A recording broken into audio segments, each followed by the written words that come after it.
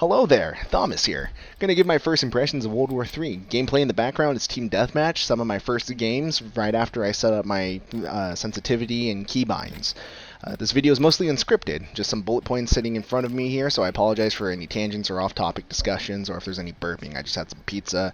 I'm just trying to get this video done at this point and out there. I've already tried to do this voiceover multiple times now, so I'm just trying to get this video over with. So I apologize if there's any hiccups or awkward pauses, or if I start to stumble on my words. That sometimes happens.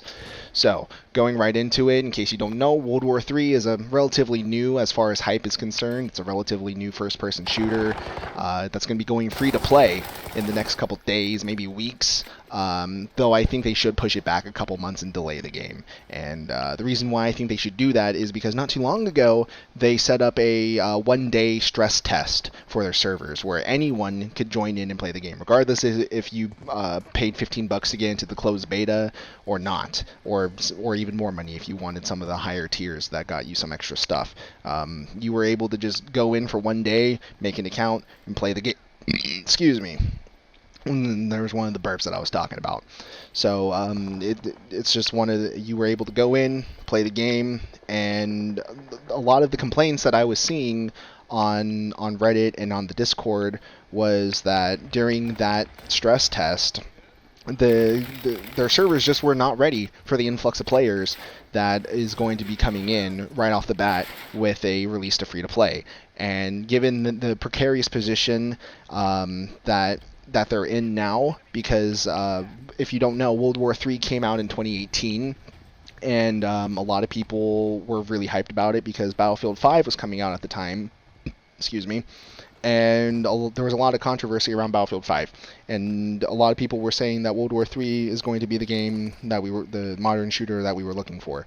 But a lot of the YouTubers that looked into the game and a lot of people who talked about the gameplay were just not impressed. And I got really commend the developers here, because what they did at that point was say, okay, well, tell you what, we're going to take the video game off of our marketplace. If I'm not mistaken, I'm pretty sure that's what they did. And we're just basically going to put it back in the oven and work on all the things you guys are talking about. And it really does show that they spent the past couple years doing that, because even videos from a couple months ago, some of the complaints that people have already been rectified. And, you know, given that Battlefield 2042, the most recent Battlefield entry, that's having its own freaking set of controversies, like, oh god, that's a complete shit show. But that's another topic for a different day. But Battlefield 2042 really dropped the ball, and now World War III is coming out, and they're fixing all these problems. And while Battlefield 2042 is taking months to bring in something as simple as a scoreboard, World War III's over here freaking fixing an entire sound problem that apparently people were complaining about in a matter of months, which is definitely a lot. I would say can be potentially more frustrating to deal with on the developer side than setting up a scoreboard. You know, I'm not a developer, so I don't know which one is on a technical level the more complex thing to fix.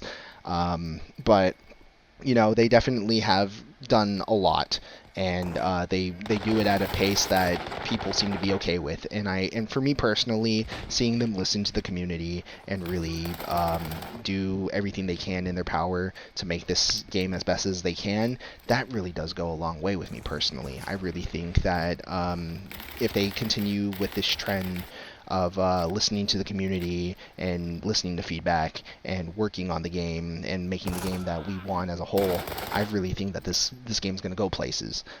So if you're just here to hear if I want to recommend this game, yes, I really do think that you should give this game a shot when it comes out free to play. And even now, when it's closed beta with only maybe a few days, maybe a few weeks left to go, you know, depending on how far $15 goes for you, I don't know how far $15 goes for all of you. So, you know, if you got to pick between paying bills or buying World War III, obviously go with your bills. But if you have $15 to spare, I would say it's worth the money to get into it sooner than later and really see what the hype's all about, because they really are stepping up to the plate here and giving us the experience that we were looking for with Battlefield 2042.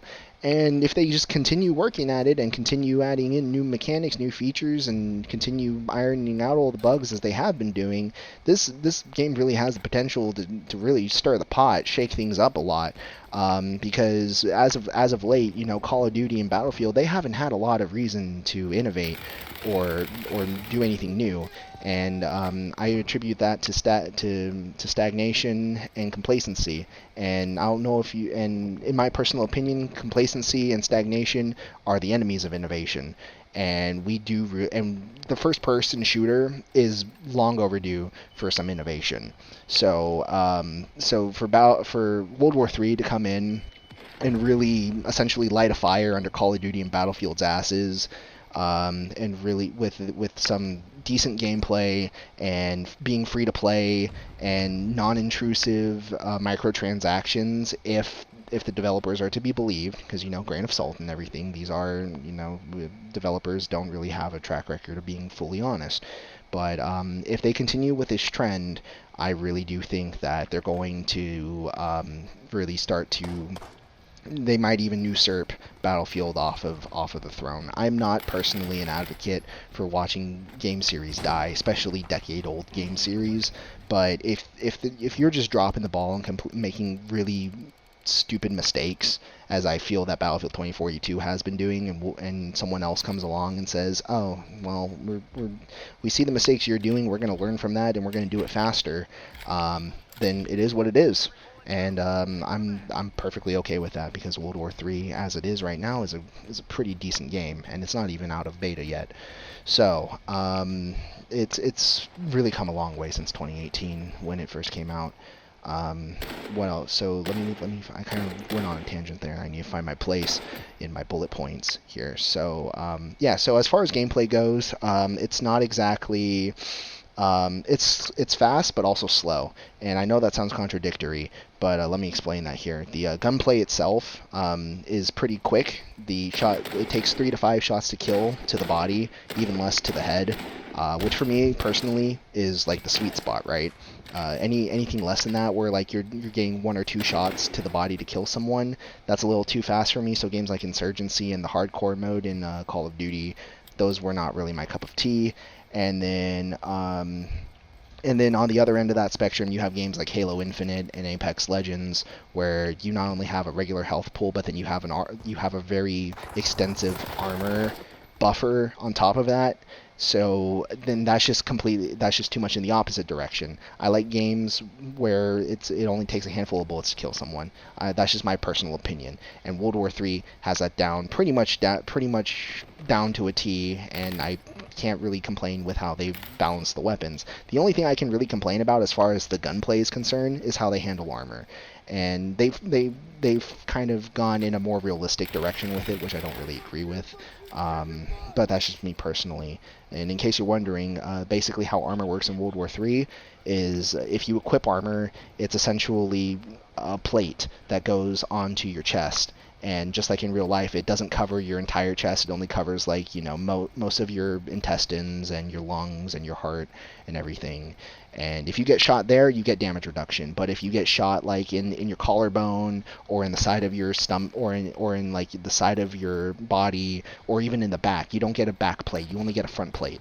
And if you get shot in the back, then you have no damage reduction whatsoever. And as far as headshots go, if you get shot in the forehead, then you get damage reduction because that's where your helmet is. Your helmet goes flying off, you get damage reduction. But if you get shot in the face, even if you have a helmet on, you don't get damage reduction. And, I will acknowledge that it's possible that I'm just not used to this mechanic and system yet, and maybe this will end up being the superior system. But me personally, from just as is, coming from arcade shooters and everything, I really do think that as far as damage localization goes, it should be simplified. There's leg damage, body damage, and then head damage. It'd be cool if they had some leg armor too. That would be pretty interesting at the cost of, mobility and everything. But if you're getting shot in the chest, it should not. The plate, armor plate that you have on your chest should be entirely cosmetic. It should not interfere or influence the gameplay. And then same with the helmet. That's just my personal opinion, though. You're more than welcome to disagree with that. And who knows? Like I said, maybe I'm fully in the wrong, and this will end up being. Maybe I'll end up growing to like it. But as is right now, I really would appreciate if they did just make it that a headshot and the armor covers the head, and a headshot is just a regular headshot.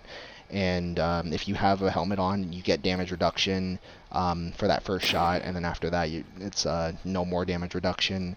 And then same with the body. If you get shot anywhere on your body, you get damage reduction until your armor's depleted, and then at that point, it's regardless of where you're shot. It goes both ways. That's just how I think it should go. Damage models should be pretty simple and straightforward, especially for longer ranges. And then as far as other complaints that I have with the game, the UI can be a little unintuitive at times. There have been instances where I didn't see a grenade indicator because it was like in the very bottom of my corner, and I could not see in my regular UI like the health. My health status or my ammo or something was blocking and sort of obscuring that grenade indicator. I really do think that the grenades indicator should be a little bit closer to the crosshair, and same with bullet impacts. I really do think that you should be able to. Something that I really do like is from a game like Rainbow Six Siege is you get like it tells you where damage is coming from even if you're not shot. I think that's very helpful, especially with time to kills as low as this. And because they've been working on the sound issues a lot and being able to make it so you can triangulate where sound's coming from a little bit better, but it's still not perfect. So if I can't tell where a bullet's coming from based on my sound, and plus there's also deaf players, so it's also a sort of an accessibility thing. You should be able. It would be nice to be able to have just a solid indicator of where bullets are flying from, even if I'm not taking damage. And then yeah, the grenade should be a little, and that should be a little surrounding the crosshair as well as the grenade indicator. It should not just be going off to the very corner of my screen to if I'm not looking at my entire screen, I can very easily miss it. That, or it should be like flashing or something, or there's a little bit in the way of readability that this game kind of suffers with. Also, too, the damage. If you were to get killed, it tells you where you got shot and how much damage it did, and that's very obvious. But then, if I wanted to know how much damage I did to my enemy, it took me a few times. I finally figured it out, but it was like such a small number, just right next to the name, next to their name of who killed me, that I missed it the first few times how much health they had left. And it's just that's just what I mean by sometimes the UI can be kind of unintuitive at times. But by no means are any of these complaints deal breakers here. And then, as far as like completely entirely subjective things go, it'd be nice if they had a commander for the conquest game mode, where you're capturing control points and you get points for holding objectives and stuff. It'd be really cool for them to bring in a commander mechanic that can call in like UAV scans and everything on top of the kill streaks or score streaks that you can get. Because as it is right now, it's not exactly. It's basically essentially score streaks where you get points for capturing objectives, getting kills, stuff like that, and then those points you can use those points to call in a UAV or a drone strike or an artillery strike or a tank or something like that. That's really cool and everything, and I think that's a great mechanic for if you have and it really balances out if you had like a shitty commander. But then I also feel that you should have a commander who can do that stuff anyway, and who can communicate with the squad leaders and sort of provide a little bit of organization between the squads. There's a lot of organization with the squads themselves, like especially if you have a good team, but as far as like being able to communicate between squads, maybe I'm just missing that mechanic because I've been mostly doing team deathmatch, but if I'm missing that, please tell me. But otherwise, there should be a little more coordination between squads. I feel like that would be really cool, because this really is shaping up to be a really interesting team-based game, and I think that should be paramount. As far as other bullet points here that I haven't covered yet, I mean, yeah, that's really all there is. That's really all there is to it. It's a great game. I think you should. I think it's well worth the price of free, and I really do think that if you have the $15 to spare, you should get into it sooner than later. It's just it's a good game, and that's really all there is to it. They're not sitting there and fucking being greedy or anything like that. And something that I really do enjoy about this game is the fact that the pay to win, or excuse me, the microtransactions don't really have that much opportunity to become pay to win. And what I mean by that is the time to kill already is so short and so quick, and engagements last for such a small amount of time already, that if you were to bring in like premium attachments or something that sort of boost like aim down sight speed or increase your damage range more than the attachments that you can acquire through leveling up your weapons and just playing the game normally, they would offer very small and very niche situations where they would actually make a difference, which really would only serve to hurt the competitive environment and people who are trying to play the game competitively, which I think you should not be trying to interfere with that at all. Because once you start to implement those mechanics and you start frustrating the competitive player base, then eventually that frustration will eventually trickle out to the rest of the player base as well. That's just what I've noticed. I mean, I'm not a game developer. Maybe I'm wrong, but if you can find a balance that keeps both the regular player base and the competitive player base happy, generally you're going to have a game that is very, very fruitful. And back to what I was trying to say earlier about the pay to win potential lack of pay to win. You can, if they were to release a gun, say for example an assault rifle, that kills in 2 shots. Most assault rifles kill in 3, but let's say they released a gun that you can only purchase that kills in 2 shots. That would that's such a drastic change, and would become so obviously the weapon choice, and it would just completely shatter the meta. And I don't know if they did it intentionally or not, but they've essentially backed themselves into a corner mathematically that they can't really add in any pay-to-win mechanics as far as firefights and gameplay is concerned. That if they did, it would just be so obviously pay to win that everyone would lose all faith and goodwill that they've accumulated over the past couple years. So I really don't see them making such a stupid decision to shoot themselves in the foot. If they do, then fucking, I guess this video doesn't age that well, and I guess this is just another disappointing game. But until they do that, I'm willing to give them the benefit of the doubt, because they really are bringing this game in a good direction. I really hope they continue to do that. So if they don't sit there and try and monetize the mechanics of the game. The only thing that I can really see them monetizing is experience point boosters, like double XP to level up your weapons or something like that. And Call of Duty already does that, and they charge $60 for the base game, and then they expect you to pay more money for the cosmetics as well as the experience points boosters. Like, as far as I'm concerned, given that World War III doesn't have an entry fee, it's free to play. That's fine in my book, if you ask me. It is definitely a slippery slope, and if you try and poke holes in what I'm saying, then yeah, you can easily find a way to exploit your player base. But if they are just essentially taking the system that Call of Duty's been using and port it over one-to-one, where blueprints are cosmetic, and sometimes you get part of that cosmetic look is an attachment that you unlock later as you level up your weapon, and you just get a hold of it sooner because you purchased the weapon cosmetic. That's fine. I don't really see any problem with that, especially if the weapon progression is not a slog. I mean, I will say that it is a bit slow, but it definitely, if they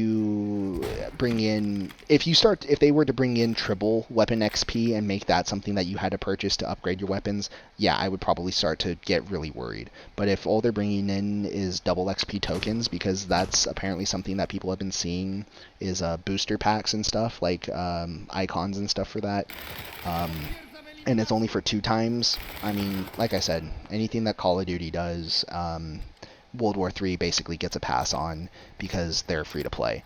So, and I never really thought that Call of Duty's monetization was interfering with the gameplay itself too much. So, as far as all that's concerned, I really do think that World War III is shaping up to be a really good and interesting game, and I really do hope that it shakes things up and really lights that fire under Call of Duty and Battlefield's asses, because we really do need some great first-person shooters, and we really do need that innovation now more than ever. So all that being said, hope you enjoy the video, and give World War III a shot if you haven't already. With that, I'm signing off. This is Thomas. I'll see you next time.